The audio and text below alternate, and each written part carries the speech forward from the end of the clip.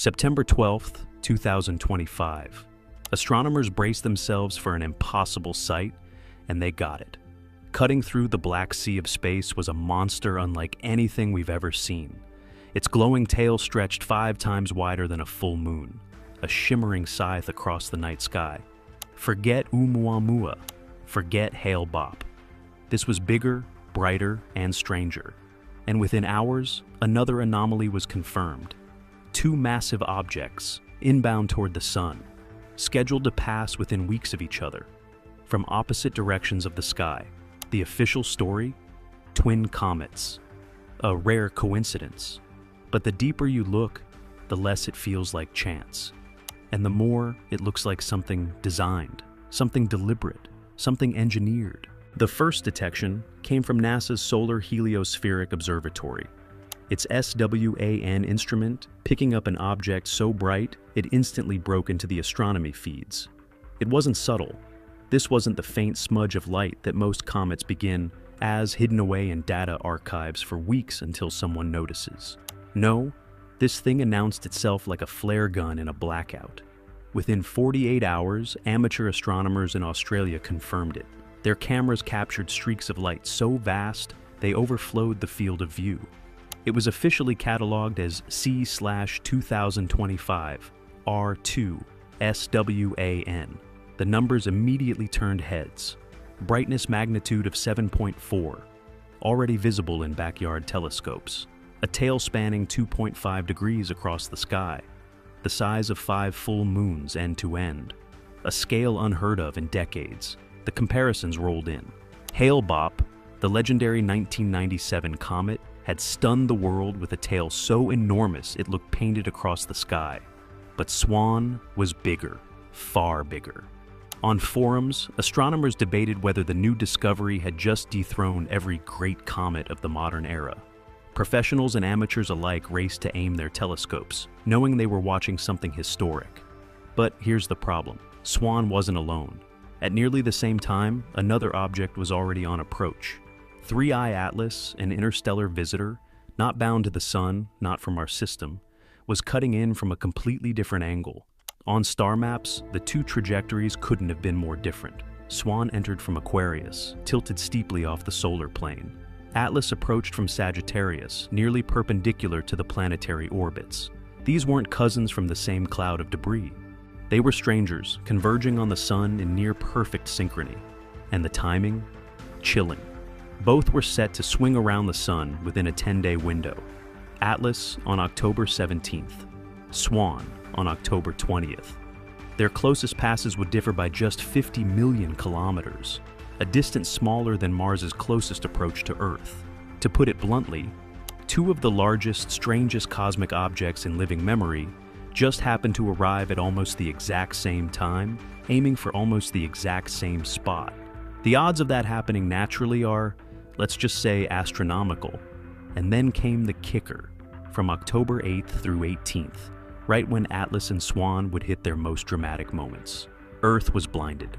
The sun's glare blocked direct observation, creating a blackout window where no ground-based telescope could track either object. Exactly when we needed eyes the most, the cosmos gave us none. Or maybe something wanted it that way. To most people, 2 comets arriving together sounds like a cosmic fluke, but astronomers who actually run the numbers know how rare this is. Interstellar objects like Atlas are virtually unheard of. Only 2 had been confirmed before. Long-period comets like Swan are also scarce, sometimes centuries between bright ones. For both to show up together, cutting across the sky at impossible angles, is the kind of coincidence you don't bet your life on. And when you dig into the anomalies, the word coincidence collapses. Atlas already carried a reputation for breaking the rules. Instead of showing a normal water-based coma, its spectra screamed carbon dioxide, 5 times higher than expected. Its nickel-to-iron ratio was bizarre, nickel dominating with almost no iron, a chemical signature no natural comet has ever shown. And strangest of all, astronomers saw it accelerate in bursts, as if it were firing thrusters. Each acceleration coincided with changes in the color of its tail. Random outgassing? Maybe. But the timing was too precise. Some quietly called it what it looked like: course correction. Then Swan entered the picture, and Swan didn't just break rules, it tore up the playbook. Its core reflected light with a sharp metallic edge, sparking rumors of a nickel-cobalt hull. Its halo shimmered like plasma, a possible electromagnetic shield. The tail didn't flow smoothly like ordinary gas. It pulsed in rhythmic bursts like microthrusts. Astronomers stopped calling it a comet. They started calling it the Fortress.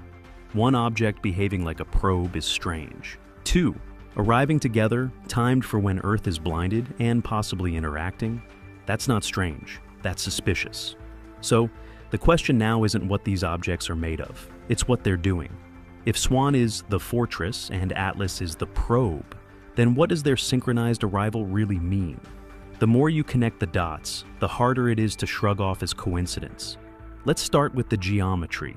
Swan sweeps in on a 22,554-year orbit, a cycle so long it brushes against the last ice age. Atlas, on the other hand, is interstellar, cutting through the solar system once and then gone forever. One object is cyclical, bound to return on schedule. The other is a drifter, a traveler from between the stars. For both to reach perihelion, their closest point to the Sun, within 3 days of each other defies every expectation of orbital dynamics. Statistically, it's like winning 2 lotteries back to back, while being struck by lightning. That's why some astronomers have stopped whispering and started asking out loud, is this engineered? Atlas has already raised suspicions. Its nickel-heavy composition, its bizarre lack of non-gravitational drift, its suspicious bursts of acceleration that line up like deliberate maneuvers. Swan adds another layer, its massive, seemingly indestructible core, its shimmering plasma-like envelope, its tail pulsing as though it's steering itself with precision. One looks like a scout, the other like an armored carrier. Together, they look like a rendezvous. And then there's the blackout window. From October 8th through 18th, Earth-based telescopes go blind. The Sun blocks both objects during their closest approaches, creating a natural no-watch zone. That's when government agencies got nervous. Internal memos, quietly leaked to astronomy forums, revealed that U.S. Space Command and ESA instructed teams to suspend high-resolution imaging during the blackout. Radar proposals were rejected. Telescope allocation requests were rerouted. Official silence blanketed the exact days when these objects would be closest. Coincidence or censorship? What amateur networks uncovered is even more troubling. Groups like the Ibero Tracker Collective in Spain and Bill Gray's distributed orbit trackers in the US scrambled to bypass the blackout. They pooled backyard data, repurposed weather satellites, even used amateur radio telescopes to keep watch. The message in underground forums was simple. If you want answers, you're part of the search now. That grassroots rebellion is the only reason fragments of raw data still circulate. The official channels shut down right when Atlas and Swan crossed the Sun together. The blackout wasn't just a technical limitation, it was enforced. So, what could 2 engineered objects possibly want at the Sun? One theory says it's a refueling stop.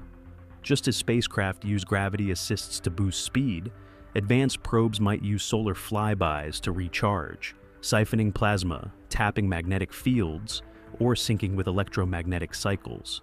If Atlas is a probe, Swan could be a mothership, arriving to refuel or exchange data. Another theory is darker. What if this is an intervention? Atlas has shown signs of instability, bursts of acceleration, chemical signatures that don't match natural objects. If it's malfunctioning, or worse, compromised, then Swan could be here to intercept it, a retrieval mission, or even a termination.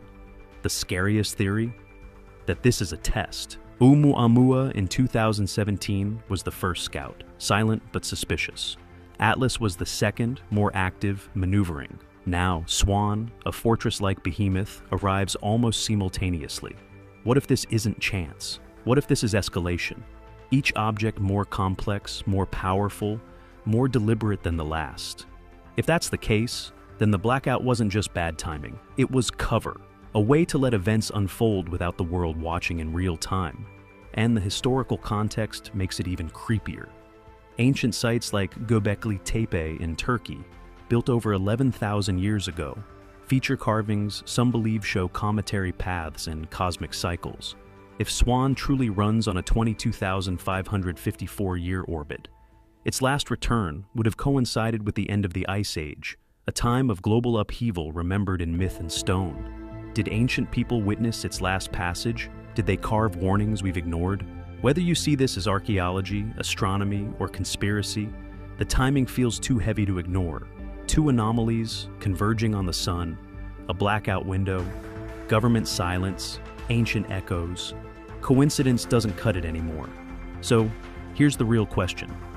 Is this contact or conflict? Because if Atlas is truly a probe and Swan truly a fortress, then their synchronized arrival isn't random at all. It's a mission, and humanity is sitting in the front row of a cosmic event that may already be underway.